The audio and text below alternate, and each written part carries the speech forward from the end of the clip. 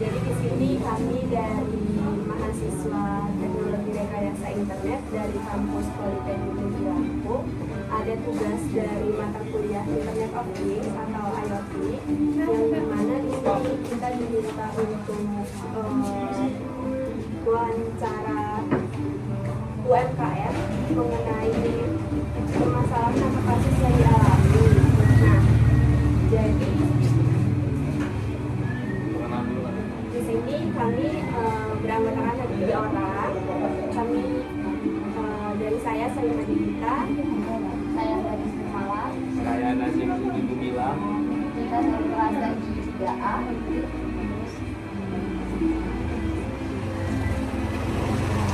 Dan jadi kita di sini nanti kita mau wawancara kita apa aja kendala-kendala yang dialami selama berjualan atau mungkin ada apa ya sebelumnya pernah pakai sensor belum untuk monitor jualannya gitu. Mungkin gitu Kak. Dan mungkin nanti kita kasih juga solusinya. Mungkin boleh berkenalan dari mana, terus usahanya apa? Dari tadi. Nama saya sendiri biasa saya sendiri sebagai penampar itu. Jadi ya kita udah oke. jadi di sini kakaknya usaha Patito ya Kak. Patito itu Masih apa kalau sih? Produk kayak ini atau apa? jadi apa kita sendiri jadi bisa dibilang bisnis friendly ya, dan bisa dibilang kayak bergerak di bidang makanan utama yang berbahan baku utamanya ini. Udah berapa lama Kak? Untuk berapa lamanya itu sendiri kan itu udah berdiri hampir 2 tahun gitu. Jadi akhir 2023. Lumayan lama ya. Jadi kenapa alasan kalau itu buka Patito tuh? Kalau boleh tahu ceritanya gimana? Alasannya sebelum buka ini ya. Kalau untuk alasan awalnya itu kan saya juga sebagai mahasiswa ya, mahasiswa di IIB Dharma Jaya. Jadi ketika jadi mahasiswa itu ada keinginan untuk mencari uang tambahan di luar uang yang dikasih orang tua. Jadi untuk itu juga saya berpikir apa yang harus saya lakukan. Nah, kebetulan kakak saya sendiri ngajarin saya untuk berbisnis. Jadi untuk owner yang sebenarnya kakak saya sebagai tangan kanan aja sih. Untuk itu juga. Dan kenapa juga memilih apa bisnis yang notabene-nya kayak berbahan baku mie. Jadi karena kalau kita ingin berbisnis itu yang kita hindari itu yang namanya ikut-ikutan. Jadi ikut-ikutan bisnis ya? kita nggak FOMO. Jadi kalau kita ikut-ikutan bisnis apa ya kayak apa sih yang lagi viral saat ini kayak Esteller yang beda gitu kan, Hashtag Jumbo. kalau kita ikut-ikutan dengan bisnis itu mungkin viral atau ramenya sebulan 2 bulan ya. Jadi Jadi ada ciri khasnya lah ya. dan kenapa juga memilih mie karena kan yang kita tahu itu kayak makanan pokok selain nasi. Jadi apa sih yang dikonsumsi masyarakat? Ya nasi kalau emang mereka ya bosan nih makan nasi. Tapi kalau mereka sering aja Dan untuk mahasiswa juga kan mie kan jadi penyelamat lah ya kalau di kos-kosan. ya itu juga. Jadi untuk konsumsi mie itu konsumen itu bakal terus ada karena itu juga sebagai makanan pokok. Jadi dari usaha yang kakak ikutin itu di sini kan usaha mie ya. Jadi di situ kakak proses untuk pembuatan dan segala macamnya sendiri ya berarti. Kalau proses awalnya itu ya kita dibantu oleh masyarakat untuk proses pembuatan. Kalau untuk mie sendiri itu kita masih membeli di pasar, jadi kita belum bisa namanya produksi mie karena terkendala tempat dan alat. Jadi untuk yang lain-lain kayak mungkin topping ayam, saus segala macam kita wajib sendiri. Nah, selama bergabung di nah ini apa saja keluh kesahnya tuh kalau boleh tahu? Mungkin awal-awal kali kalau masih merintis tuh, masih awal-awal kayak belum belajar lah beradaptasi. Kalau untuk awalnya kita ya bisa dibilang dagang ya, kita yang awalnya nggak pernah dagang, nggak pernah berbisnis, terus disuruh masak, disuruh melakukan itu kayak apa ya, ada rasa bukan kayak apa ya, malu mungkin. iya. Ya, itu masih saya licik. Terus udah berjalan berapa lama, udah terbiasa lah di badan ini. Udah kayak ada awalnya kayak malu-malu, sekarang udah ya udah terbiasa. Terus kita udah ngasih juga sama konsumen. Untuk permasalahan yang lain, kalau permasalahannya kalau di Patitur ini saat awal buka itu Belum banyak orang tahu kan. ya namanya Patitur kan terdiri di sekitaran kampus. Kalau kampus itu kayak libur semester apalagi pasti penurunannya pasti drastis sih. Kayak penjualannya pasti. Tapi itu juga kita manfaatin buat konten. Jadi waktu senggang itu kita manfaatin buat konten. Jadi itu juga yang buat Patitur ini sama lah, sama di secara nilai.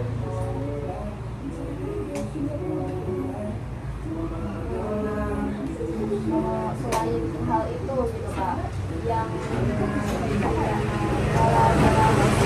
pembuatan Masalah. Masih awal-awal kan masih baru dari belajar. produksinya. Produksian itu apa ya,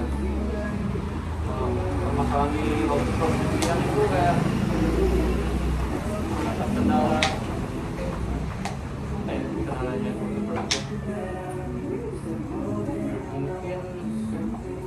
waktunya sih, kadang kalau waktu produksian maksudnya pagi kita mempersiapkan untuk penjualan di pagi hari itu kayak mungkin kadang terlalu lama karena kan ada suatu hal yang mungkin nggak ada yang kita tahu kan, ya mungkin bahan-bahannya di pasar itu belum jadi atau gimana. Kalau misalkan kendala lain dalam proses pembuatan kayak misalkan dari alat-alatnya gitu Kak. kayak misalkan dari dapur sendiri ya, dari proses pemasakan dia misalkan ada bagian apa ya, kayak gasnya yang kayak gimana atau ya kompor yang kayak gimana gitu, ada nggak?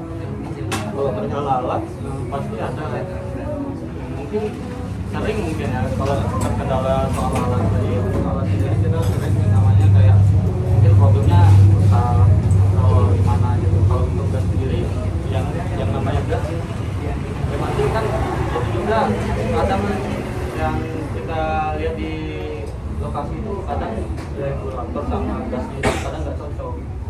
Jadi kita sering akali dan ganti karetnya yang di dalam itu supaya cocok. Dan kita tambahin karet.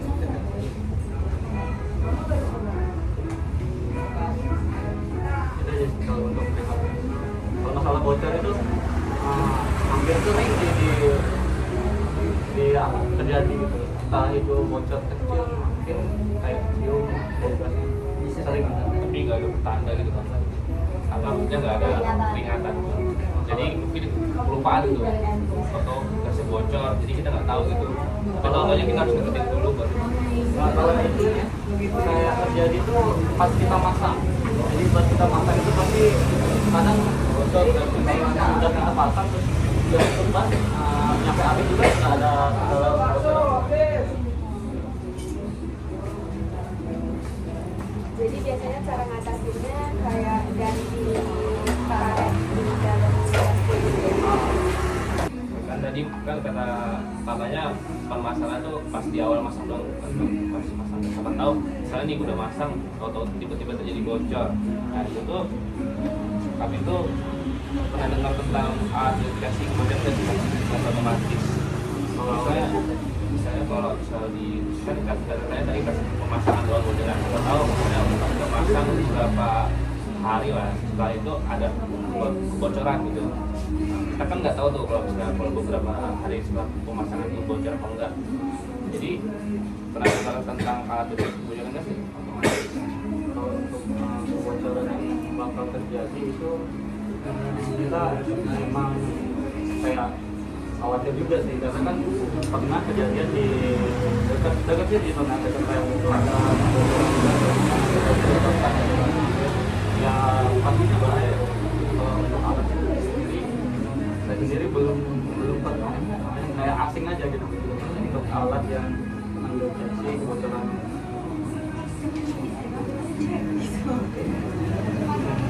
Tapi menurut kamu tidak bisa kalau alat deteksi ini diterapin di UMKM supaya kita ini antisipasi nggak lengah gitu, apalagi kalau kadang kita tinggal nih warung kita gitu atau kita lagi nggak buka gitu tiba-tiba ada kebocoran gas gitu kan.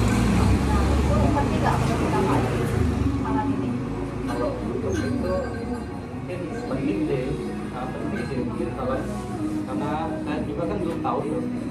Setelah saya tahu ini bukan sedikit ya penting juga ya, karena kan untuk antisipasi ya masalah kebocoran itu.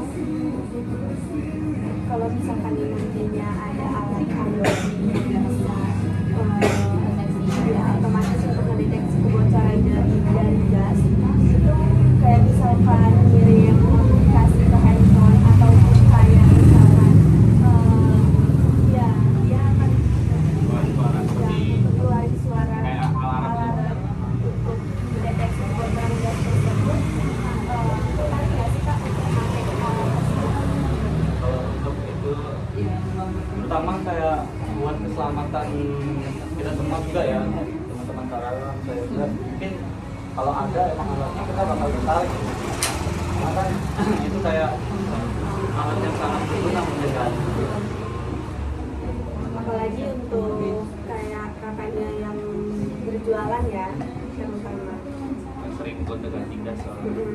dan sebagai pengguna sehari-hari ya.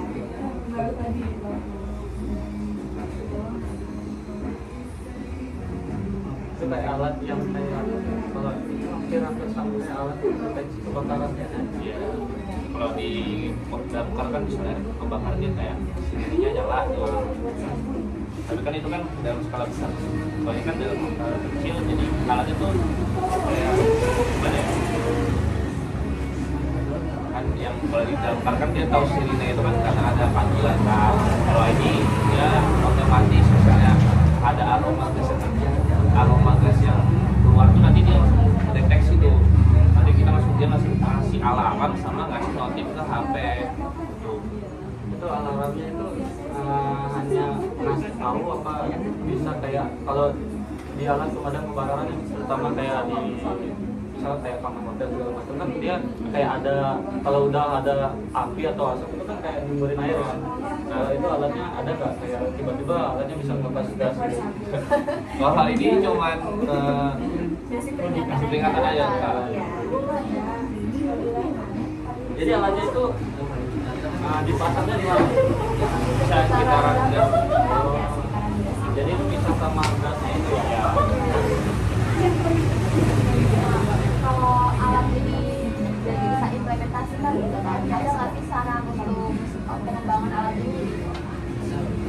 Untuk diterapkan lebih lanjut? Kalau sebatas dia ngasih tahu emang udah ada manfaatnya, maksudnya udah bermanfaat banget. Kalau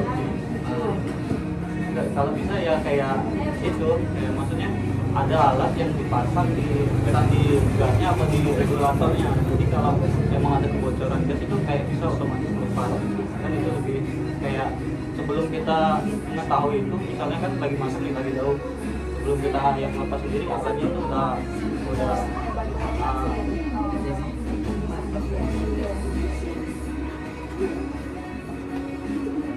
kalau seandainya alat yang alat yang besaran ini kita dikembangin oleh mahasiswa, apakah kakaknya bersedia untuk ikut uji coba dalam pengembangan dari alat ini? Iya, kalau emang alatnya emang udah ada ready, pasti kita uji coba karena kan di sini kan yang saya bilang tadi kan kebocoran gas itu hampir sering terjadi karena entah itu yang tadi saya bilang atau coba sama regulatornya. Nah, uji coba cobanya sana langsung kita pakai. Kalau ada alat.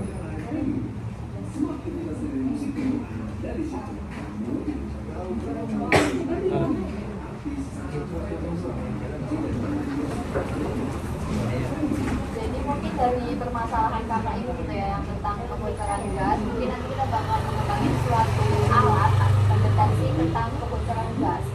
Jadi nanti dari alat itu ya berbasis IoT. Nah dari alat itu nanti kita bisa mengetahui bisa kalau gasnya bocor gitu. Ketika gasnya bocor itu nanti dia bakal hidupin alarm.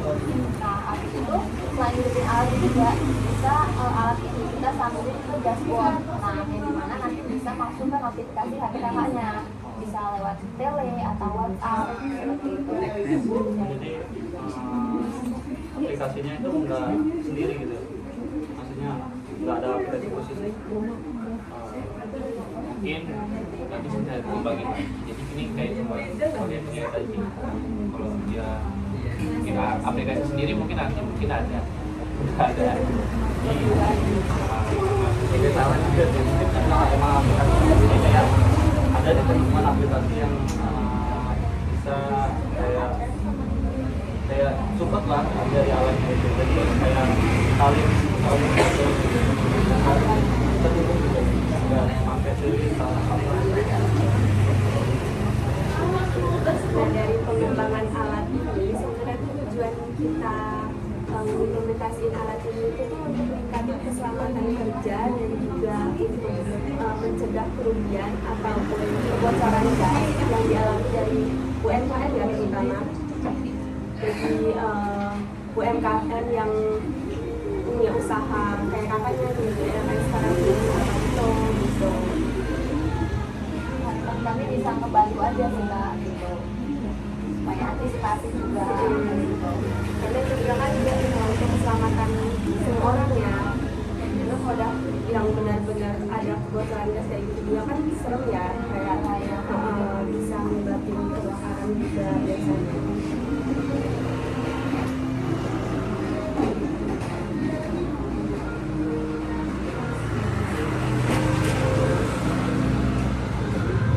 Mungkin cukup kak untuk wawancara kita pada sesi kali ini. Terima kasih atas kesempatannya dan waktunya. Tapi dari kelompok Iya. dari kelompok IoT tetangga sih. Ngomong IoT, jadi kita bakal sebagian alat yaitu Gas leak alert, smart gas leak alert. Smart gas leak alert. Jadi pokoknya alat mendeteksi kebocoran gas. ya. Terima kasih juga atas saran-sarannya yang belum mungkin kita nggak kepikiran tadinya, jadi setelah saran dari kakaknya kita jadi kepikiran gitu kak. Bisa ya, aku lagi. Kalau itu juga kayak di penemuan, kalau bisa dibuang karena kan alatnya itu kayak sangat kuat ya. Kayak langsung mengantisipasi ada bocor langsung dia kan aman ketika lagi masak di tinggal. Cukup, terima kasih ya kak.